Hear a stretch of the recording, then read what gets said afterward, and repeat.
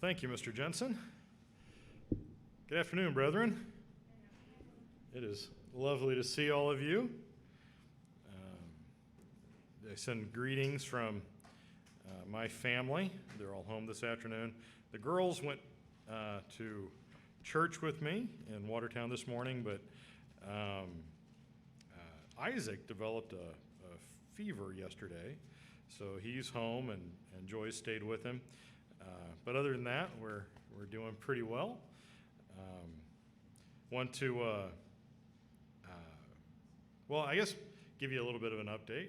2 weeks ago, we were able to be with the brethren out in Rapid City and spend a few days after that visiting with brethren. Bring greetings again from Leland and Sandy Johnson.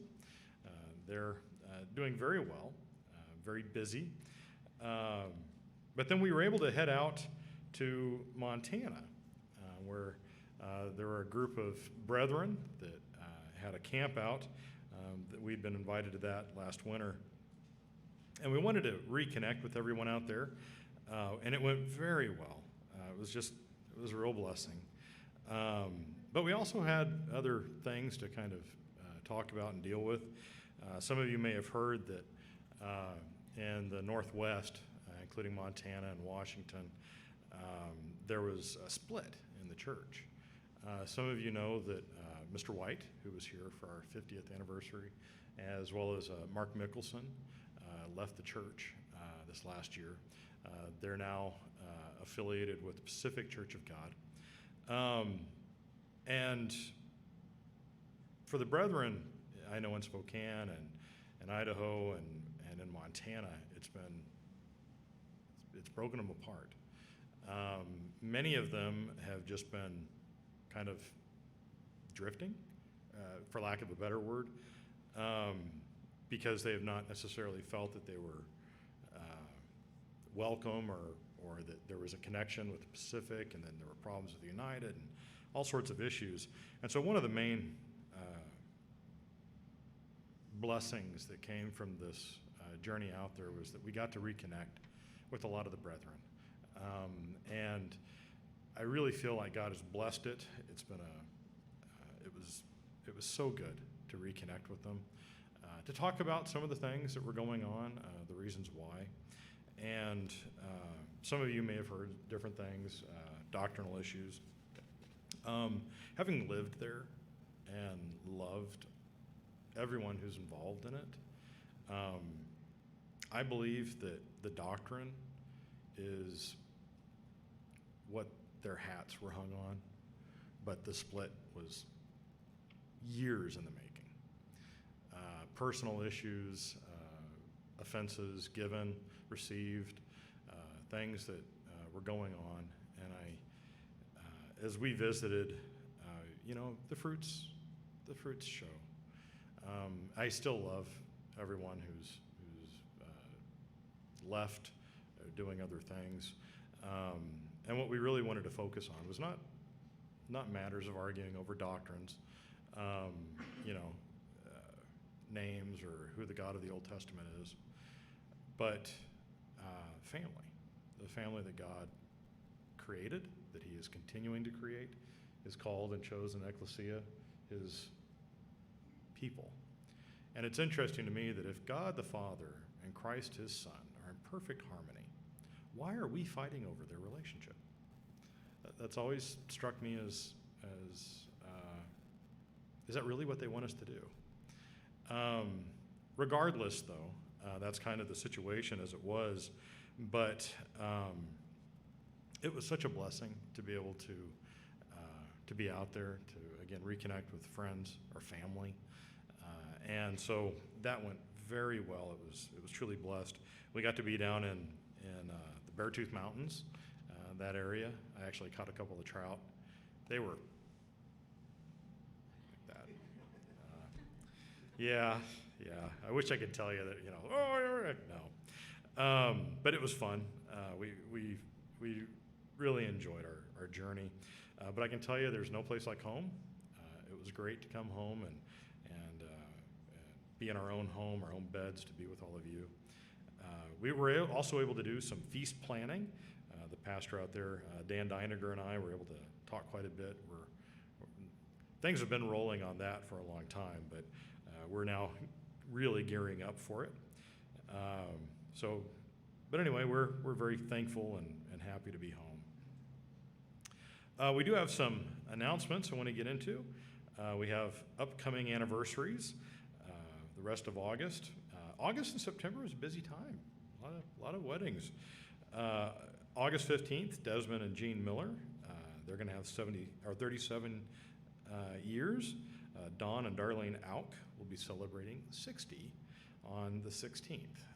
I know the family and everyone has kind of talked with them about trying to maybe do something, but of course, Don and Darlene are kind of, their situation, they're kind of kept within a few miles now of home. So I'm not sure how that's going to work out, but congratulations to them. Harvey and Leanne Cunningham, 62 years. Rick and Sue Jensen will celebrate 26. As well, September, Justin and Sadie Brunick will have 9, and Sean and Reagan Richardson will celebrate 15 in September 5th. Another thing, I know our own Jean Miller and Landon are not here. That is because Landon is getting married down in Texas. The young lady who's come up with him several times, Anna, she's getting married there, or she's marrying Landon, and so there will be a reception for them once they get back, I guess. I know that they're going to be sharing all that information with everyone. Next week, we will have our combined service, August 17th in Brookings, where we'll have our favorite picnic foods, potluck, and just a social, an opportunity to be outside if you want to bring other clothes. And I will tell you, part of the plan is I'm going to smoke a brisket, maybe possibly 2. So we could use your prayers for that. I've never done it before. I've smoked a lot of other things. Briskets are that will be a challenge. However, I'm looking forward to it. But we'll also have some other meats and stuff, hot dogs and not pancakes. We had that last time. Hot dogs and hamburgers and stuff like that. So we're looking forward to it.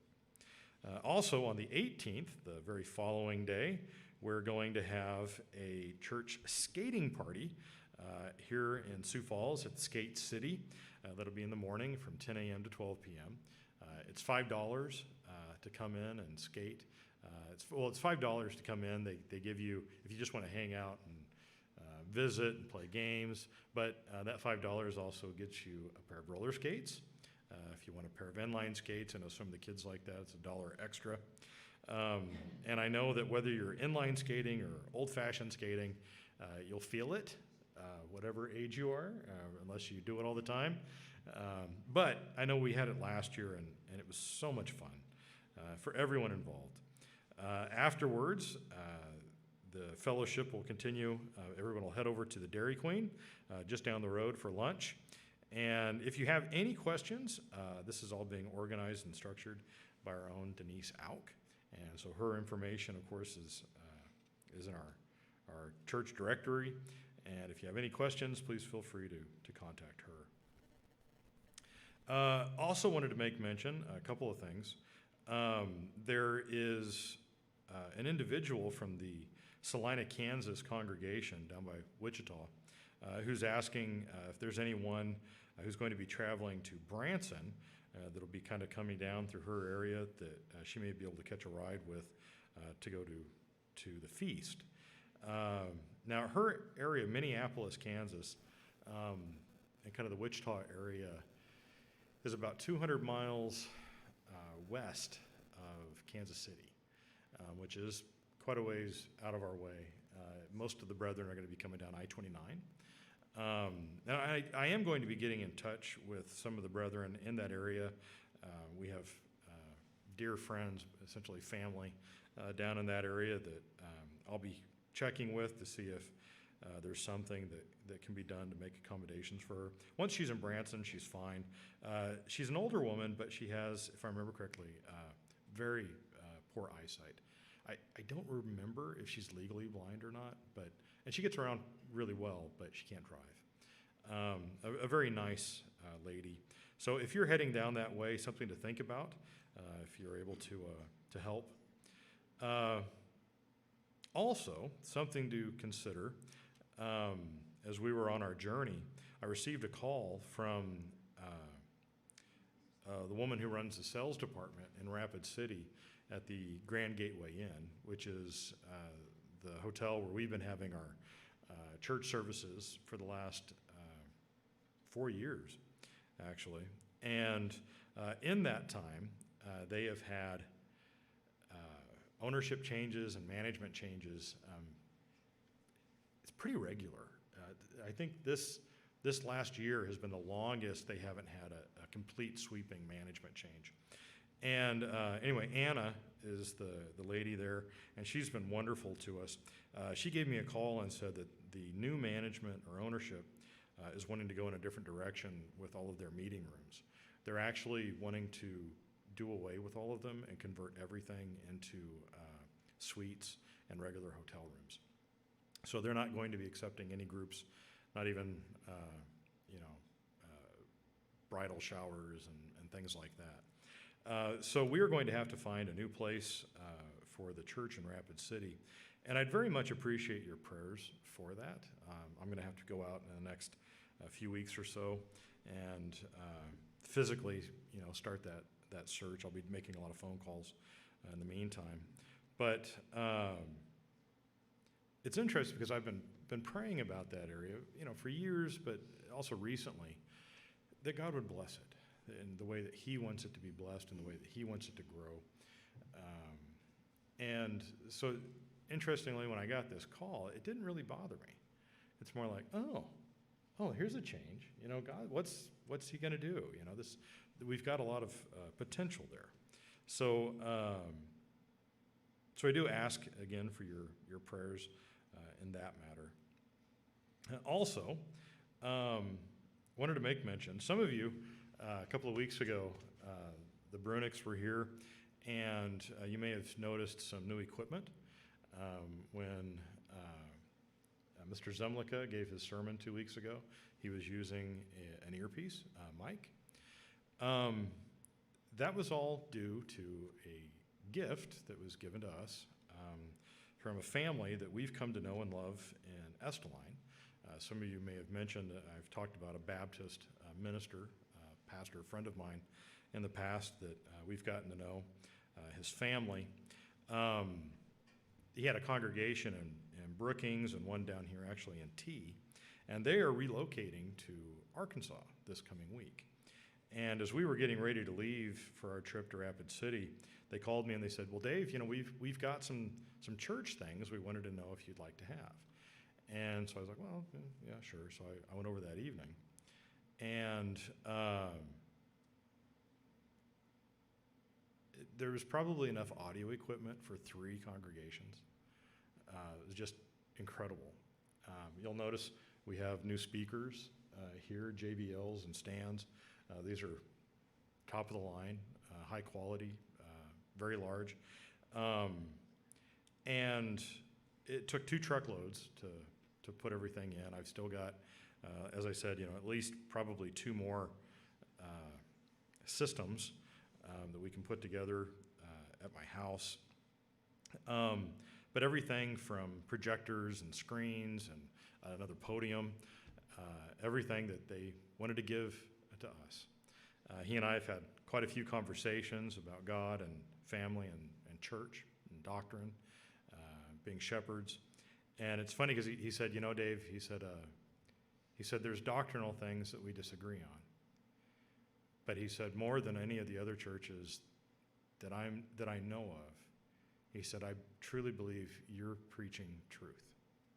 And he said, so we want to give all of this to you, to your congregations, and that we see God working in your group, in your church. And, I can tell you I was blown away by it, and I can't even begin to put a price tag on what they've given to us. One thing which I actually forgot about, the chairs that we have. I believe I'm going over tomorrow to pick up 30 chairs that I believe are the exact same chairs. They're tan. They're not the gray. They're tan. Which I think there were like 3 color offerings. There was like a tan, a gray, and a red, or maybe a blue as well. These are the tan ones. But as far as I can tell, they are the exact same chairs that we have. So again, I just feel like we've been blessed so much. And I would ask as well for your prayers for their family. They're the Van Landinghams, and for God's blessing upon them, for his encouragement, again, as he works with them and as they seek him. We just have been very blessed by this couple. Well, and even, I know 99% of you have never met them. And so I just wanted to pass that along. As well, I think, I'm not sure what else I'm forgetting, but we are going to be having our Bible study today after we conclude services. But for now, I would ask if Mr. Jensen could come back, lead us in one more hymn, and then I will be giving a message, and that will then conclude our main service.